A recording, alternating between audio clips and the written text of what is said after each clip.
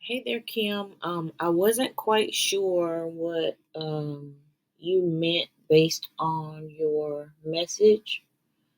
Um, I see the product information that you were talking about, and then individual items and collections.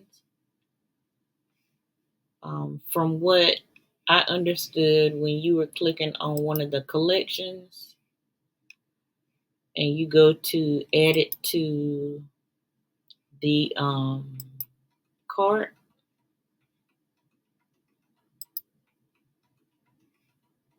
I thought you were saying something about how it was adding the entire bundle to the cart, but I didn't see that. So just based on this video, see if you can kind of give me an update so I can fix the issue for you. And with your wording above um, the bios, this is kind of typical for just the theme that you have. If you were interested in adding something to the name, I would more than likely add it to the picture